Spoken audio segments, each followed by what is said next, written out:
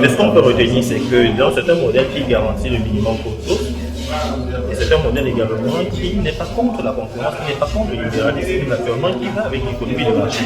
Donc on a un modèle comme ça qui réconcilie le capitalisme et le socialisme. Le socialisme dans ce sens que comme il y a un minimum qui est garanti pour tous, donc chacun sait qu'il a un coussin de sécurité, il a un matelas financier qui est garanti, qui garantit le pouvoir d'achat et donc une consommation.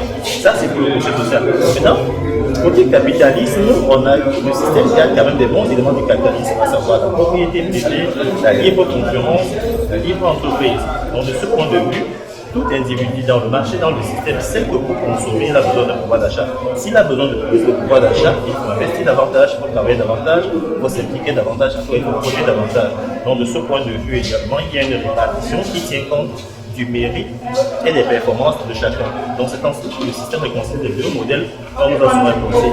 Autre chose, c'est qu'avec ce que je viens d'expliquer, il y a une reconnexion avec l'économie réelle.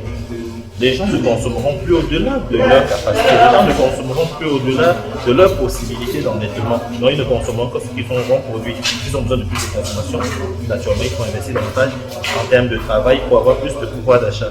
Donc là-dessus, les défis qu'on peut avoir pour que ce système fonctionne, naturellement, c'est le défi de la masse critique. Avec 2, 3, 4, 5, 10 personnes, ça ne fonctionnera pas.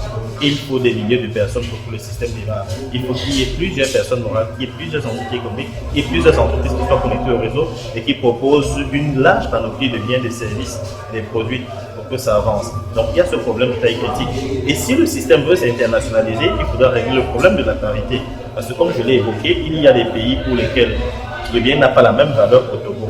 Alors, quelqu'un qui vit dans un pays étranger qui veut acheter un bien au Togo ne sera pas nécessairement satisfait du prix ou de la valeur qu'on lui impose pour ce bien. Donc, il faudra régler les questions de parité pour que ça fonctionne à l'international, ce qui est faisable. Et naturellement, autre chose à regarder, ce serait de s'assurer qu'il y a une plateforme, un dispositif qui peut être un logiciel fiable, une base de données fiable qui permette de gérer tout ça. Parce que si on a 500 000 ou 1 million, 2 millions de personnes qui sont dans le réseau, chacun a un compte de revenus, un compte d'investissement, un compte salaire, il y a tout ça à gérer, donc ça prend un dispositif fiable pour gérer la situation de tout le monde et s'assurer que les transactions se passent équitablement pour que le système justement atteigne la justice sociale qu'on est supposé atteindre. Donc c'est un peu ça les défis qu'il y a pour que ce modèle fonctionne. Mais c'est un modèle qui est viable, qui est pérenne et qui correspond à l'économie de marché, qui correspond à l'économie réelle.